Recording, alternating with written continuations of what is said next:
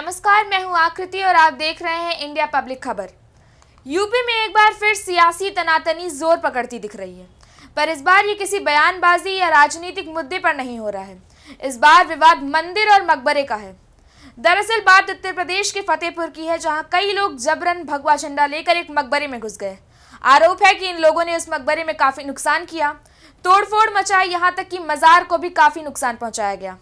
इसके अलावा मकबरे में पूजा पाठ किया गया, जिसका ऐलान पहले से ही कर दिया गया था। और सबसे हैरानी की बात तो ये है कि पुलिस भी मौका वारदात पर मौजूद थी, बावजूद इसके कोई ठोस कदम नहीं उठाया गया।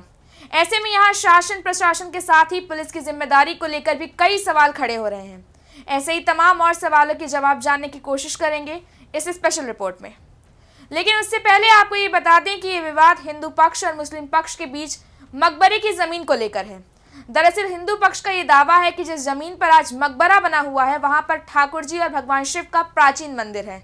वहीं दूसरी तरफ मुस्लिम पक्ष का कहना है कि यह मकबरा करीब 500 सालों से यहाँ पर है, जिसका गजेटियर में भी बाकायदा जिक्र किया गया है। ये विवाद फतेहपुर के आबू नगर की ईदगाह में स्थित मकबरे का है, जहाँ हिंदू पक्ष और मुस्लिम पक्ष के बीच जबरदस्त भिड़ंत देखने को मिली है।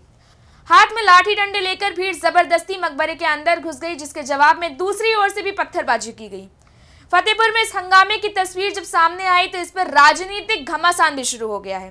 भाजपा विरोधी दल यूपी सरकार पर लगातार निशाना साधते हुए प्रदेश में माहौल खराब करने का आरोप लगा रहे हैं। यूपी विधानसभा में भी इस मामले को लेकर जोरदार हंगामा देखने को मिला है। इसके अलावा इस विवाद को लेकर संसद परिसर में सपा सांसदों ने मोर्चा भी निकाला था। स्थानीय पुलिस ने अब तक 10 नामजद और 150 अज्ञात लोगों के खिलाफ मुकदमा दर्ज कर लिया है। हालांकि बावजूद इसके इस पूरे मामले में पुलिस को भी कटघरे में लाकर खड़ा कर दिया है। बड़ा सवाल ये है कि जब पूजा पाठ का ऐलान पहले से ही किया गया था, तो फिर सुरक्षा के पुख्ता इंतजाम क्यों नहीं किए गए? पुलिस के मौजूद होने के बावजूद इतना बड़ा दंगा कैसे हो गया? फिलहाल आपको इस पूरे विवाद से जुड़े कुछ तथ्यों का रुख कराते हैं।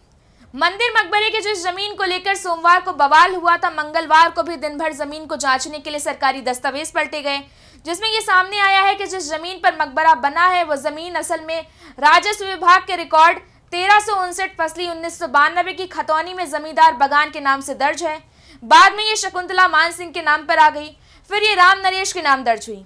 पहली बार 2007 में ये मामला अदालत पहुंचा और 2012 में खतौनी में मकबरा मंगी के नाम दर्ज हो गया था। डीएम रविंद्र सिंह ने बताया कि दस्तावेज जांचे जा रहे हैं। पुरातत्व विभाग को भी पत्र लिखा गया है। मंगलवार को दस्तावेजों की जांच में सामने आया है कि जिस जमीन पर मकबरा है, वो जमींदार लाला ईश्वर सहाय के पुत्र नरेश्वर मान सिंह को विरासत में मिली है। उनकी मृत्यु के बाद 1970 में जमीन बेटी शकुंतला मान सिंह के नाम चली गई।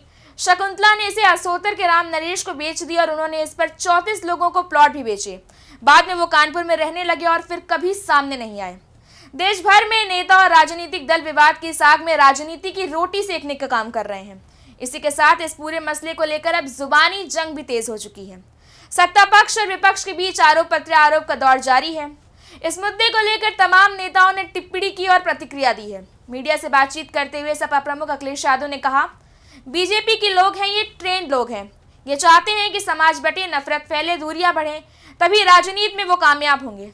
जब तक उत्तर प्रदेश के मुख्यमंत्री वो रहेंगे, ऐसा ही होता रहेगा। एआईएमआईएम के प्रमुख असदुद्दीन अवैसी ने भी कहा कि हेट्रेड का माहौल बीजेपी ने बनाया है। दरगाह पर हमला, मकबरों को तोड़ना, लग रहा था कि 1992 वापस आ रहा है। विपक्ष ही नहीं, सत्ता पक्ष ने भी इस मामले पर विपक्ष की ओर से आई हर एक टिप्पणी का मुंह तोड़ जवाब दिया है। केंद्रीय मंत्री गिरिराज ने कहा, अगर सारे हिंदू पाकिस्तान से चले आते तो आज हम चिल्लाते नहीं कि हमारे हिंदुओं को मार दिया गया, धर्म परिवर्तन करा दिया गया। और अगर सारे यहाँ से चले गए होते तो ओवैसी ऐसी जुबान न बोलते। मामले को गंभीरता से लेते हुए डिप्टी सीएम केशव प्रसाद मौर्य ने भी इस पर अपनी प्रतिक्रिया दी। उन्होंने कहा, फतेहपुर की घटना को लेकर के मुकदमा दर्ज हो गया है, उसकी जांच हो रही है, जो दोषी हैं उन पर कार्रवाई होगी।